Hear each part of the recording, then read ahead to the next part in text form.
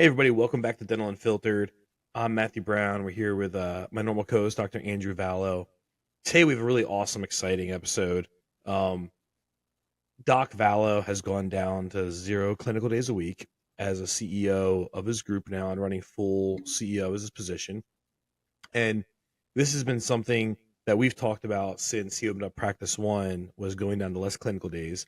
And I think like every dentist I talk to every day has a goal of going down. There's no one that's like, I want to do 5 days a week, 8 hours a day clinical. Everyone has this goal of like 3 days, 4 days, 2 days. There's a goal of a certain amount of clinical days overall that people want to do. But Dr. Vallo wanted to lead a group. That was his ultimate goal, and he's gotten down to it. And he's kind of done it. I've watched it over time, incrementally going from 4 to 3 to 2, and how he keeps repositioning with both the patients and the staff what the next phase is of his leadership. And you have two levels of personality he's got to deal with. The staff is like, well, there's less Doc Vallo to go around as a dentist, and then the patients are like, there's less Doc Vallo to go around as a dentist. So first, Andrew, how does it feel to finally be completely out of the operatory, at least for the foreseeable future? Yeah, no, I think this will be an interesting episode. I guess first of all, let me preface this by saying, I don't know that this is a permanent move, but at least for the time being, this was what kind of needed to happen, and this did come out of necessity on a few fronts. One of those fronts is as our group has grown, even with a great leadership team, my responsibilities, administrative responsibilities have grown. And it was very challenging to wear both hats as the business owner CEO as well as the dentist. So that's part of it for sure. The other thing is, as most of you guys probably weren't aware, I have dealt with some kind of back and neck issues like a lot of people in dentistry do. I'm only in my mid 30s. I'm 35 now, and it's something I've been dealing with for about the last 2.5 years. So I see a chiropractor pretty regularly, and these issues kind of flare up and go in spurts. And I actually had a not great flare up a couple months ago that I basically slept on I slept the wrong way, and I woke up and like literally couldn't move my right arm. And I worked through it. I went back to the chiropractor like that day for an emergency session, and they actually got me on some muscle relaxers and things like that. And I was able to kind of work out the kinks and get back to doing I've been 1 day a week for a while now. So I was able to get back in the chair. And but basically when that happened, that was kind of that straw for me where I was like, you know what, like it's time. I really need to take a break from clinical dentistry. It was just, as much as and honestly, like I do enjoy dentistry. So, I don't want you guys to think that I don't enjoy it. I'm not one of those people out here that's just like, oh, I hate being a dentist. I do enjoy doing dentistry. I do feel like pride in the work that I do. I feel pride in the smile makeovers and the Invisalign. So, like it was a little bit of a bittersweet decision, but I just think for my mental bandwidth, with the growing group, and for my physical well-being. And I'm not going to be teaching any courses on ergonomics. I definitely did not have the best approach when it came to that. You'd see me bent over sideways with my head at a 90-degree angle trying to work on number 15. I think it was just something that really did need to happen. There's a couple cases that I'm a bigger case I'm still kind of finishing up, so I'm going to pop in like for a couple hours here and there. But I do have another doc who's essentially replaced my schedule now. He is going to be one of our docs for one of our new practices when they open here. And then, when he goes to that new practice, we're going to have one of our docs is going to shift her days, and then we're going to bring in a Friday only doc for my practice to kind of take over for me.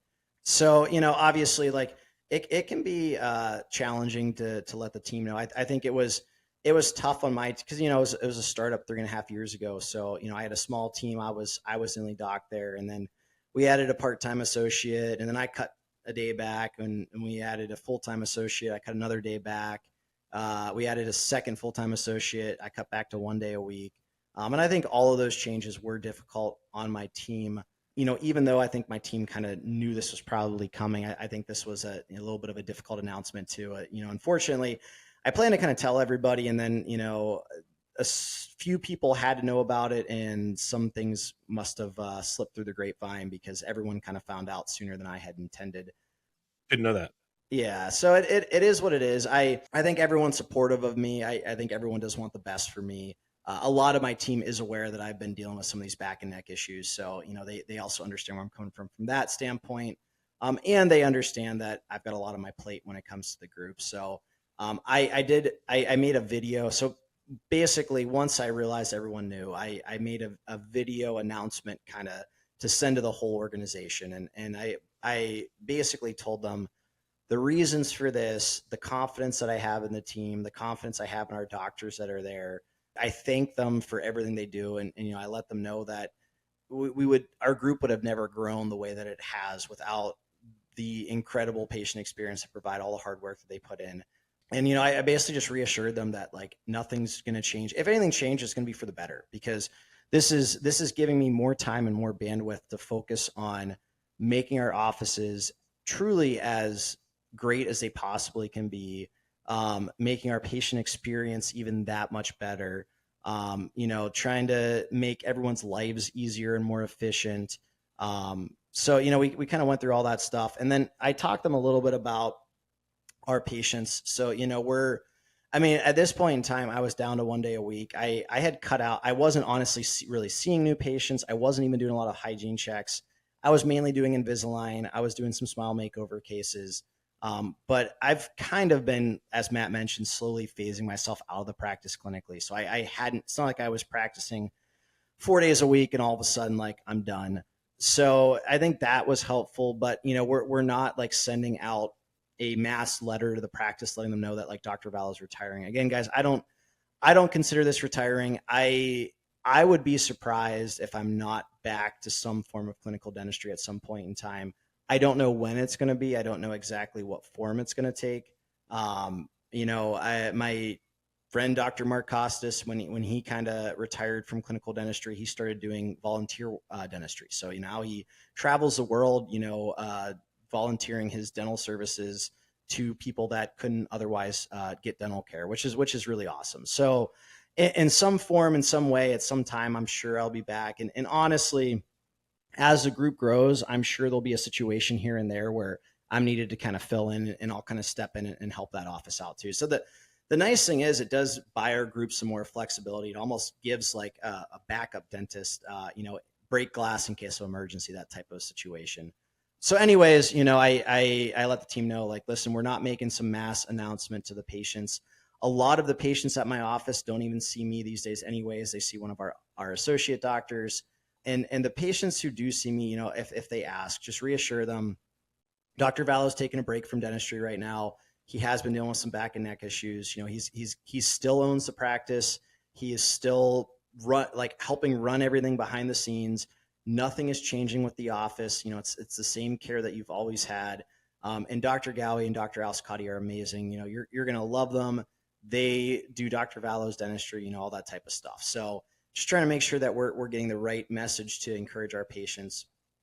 Any of our patients that we're doing Invisalign with me, as anyone that does a lot of Invisalign knows, 95% of the Invisalign work happens on the front end with the planning. So I already planned their case. I'm going to plan any refinements that need to be done. It's mostly our assistants that are doing those progress check appointments anyways. So not really a whole lot changing there either. I'm sure there will be some patients, that are upset, to kind of hear that I'm not there right now, in a clinical form. But I do have confidence that my team is going to do a great job, reassuring them again that they're in great hands. So I know you pretty well, and if I had to guess, if you returned back to the chair, you're probably going to focus on Invisalign. Like if I had to guess, like if you returned, that'd probably be the modality of treatment you'd embrace the most. I think it's the one that you probably talk about the most passionately, at least when me and you talk about treatment and stuff. It seems like the thing you get excited about the most. So you may return, right? Maybe you get to the point where you hire a CEO for the whole group, and then you go to having free time like Mark and doing volunteer work and be rotating around and doing 1 day a week in each practice, or spending time here and there and just kind of like popping in and out and being a guest in your own practices. That'd be a whole nother cool phase, right? Going from I mean, or dude, honestly, in at some point in the future, like, if the time comes for me to sell my group, maybe at some point I'll be a part-time associate somewhere else. Honestly, truthfully, I think I would enjoy dentistry a lot more if I was an associate somewhere again and I wasn't kind of running the show. Again, it's tough to wear both hats, and maybe it would be different had I stayed at a solo practice, myself, maybe one associate. But with the way that the group has grown, again, there's just so much you've got to deal with on a weekly basis, even with a great leadership team, that it became very challenging to wear that clinical hat and business owner CEO hat.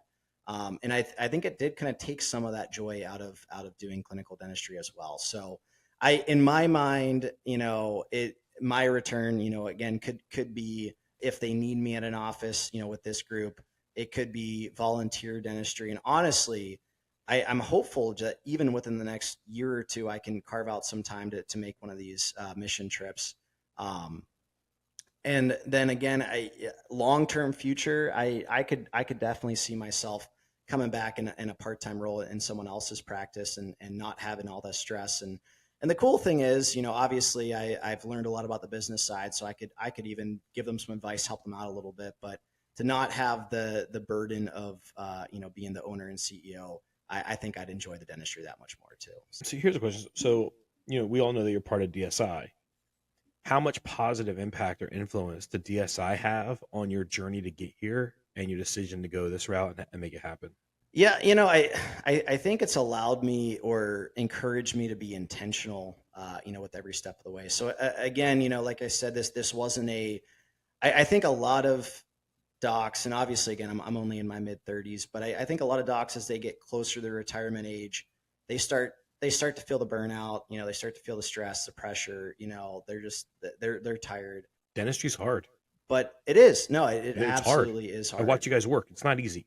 But I think they don't plan to like start cutting back. Either they just hit a wall and they're like, I want to be done. And then, they're going from full time to 0 days a week, or, maybe they don't intentionally plan to cut back. So they don't like bring in associates to kind of take over, and they just start kind of like cutting days, stop marketing, stop seeing new patients, and like their practice starts to die out, which is definitely not what you want to do, because unfortunately, like, there's docs that had thriving practices that end up selling them for pennies on the dollar because they hit that wall, and they didn't have a plan to bring in somebody else to replace their production. So I think being part of a mastermind group where dude, there are docs in my mastermind group who have sold their practices by the time they were in their mid to late 30s, and some for, significant amounts of money, because they had very, very strong, profitable practices, and retired both from clinical and administrative, dentistry, in their 30s. So, seeing other people and kind of what's possible with that, I think it's allowed me to be more intentional with my own group and my own practice and my own schedule, my own, clinical days, so that I could plan to, again, bring in more associate help as I start to phase myself down. And again, I think it's making this transition easier. While I understand there are going to be challenges with the team and the patients, I think it would be a lot more challenging if I was practicing full time and then all of a sudden, I was gone. I think that's a major shell shock to the practice and to the patient base, versus like, hey, Dr. Vallo is barely here these days anyways, and then all of a sudden you just kind of fade out. So We have to wrap this up here in a minute. I think, me at least, I've been watching you from the sidelines this entire time, pretty front row for everything you're doing. And I have a lot of docs that have this dream or have some form of cutting back clinically, right, to a certain amount they want to do. I find the struggle is the ability to let go and trust others and have faith in others that they can do it, right? And I think one place where, being on the front row and watching you do this, the first thing or the surface is you have a vision or idea, you figure out the steps to execute, you start executing steps 1 through 5 to execution. When you get to execution, you have faith, 1, in yourself that you plan properly, and faith 2 that you put the right person in place with the right training, and then you hand it off, and you do have the ability, you kind of turn around and look the other way and don't look back and move on to the next phase. And if that doesn't work out, you just reassess the problem and do it all over again. Where I think a lot of people go wrong is they look back and they try to micromanage that thing they just built that they're trying to hand off, and it keeps them from really moving forward. I feel like your faith you have in others and your plan and your execution to hand it off and say, that's done, it's good. Now I got to go do this other thing. I think was critical in how quick you got here. Yeah, no, I mean, I think that, what you're saying definitely makes sense. Had you asked me, so what was it, 2019, 2020, as I was planning to open my startup, we opened in 2021. So, I mean, yeah, if you asked me 4 years ago, if I thought that this would be where I would be today, I mean, the answer is no. As intentional as I was with growing the group and with kind of cutting back some clinically, I don't think at that point I imagined that I would be, taking a step back from clinical dentistry at 35. But, to your point, like you do have to continue to kind of reassess the situation as things go, and just with the rate of growth that we've had, and just all the other factors involved, it made sense. And it's something that I probably figured, was coming here for a little while now. I'm excited. Now, at the same time, it's kind of funny because, some people are joking about like how I'm quote unquote retired now.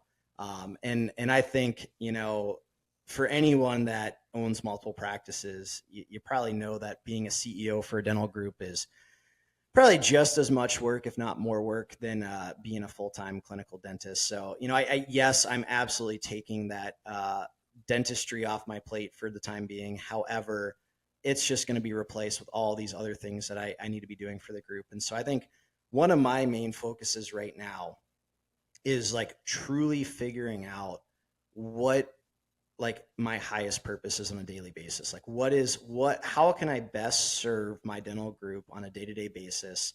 What different tasks are most important? And I think right now for us, I mean, it is like big picture growth. So, I mean, obviously again, we're working on opening 3 more practices, but I've got like eyes on a few other potential projects, one that could possibly happen this year, and a few others possibly for next year. So, I mean, like growth does take a good bit of time as you work on that stuff. Just our overall systems, and like constantly reassessing, like what could we be doing better? Whether it's our treatment presentation, treatment follow-up, patient experience, communication when it comes to phones and answering emails and things like that. So, I think every week or two, like I'm looking at another system and critiquing it and trying to see if there's improvements we can make to it. So, I mean, the goal is like, you want your office, you want your company, your business, your dental group, you want to get a little bit better every single day, every single week, every single month. So, you can't just get comfortable with where things, I mean, you could have a successful business, but you can't just get comfortable where things are at. You have to constantly be striving to make changes that are going to make more improvements for you. Marketing. So, again, have had great experience working with Matt's company, Energize, but I'm still really involved in the marketing. I constantly have my finger on the pulse. I'm working with, my marketing team there at Energize. I do some of my own ads as well.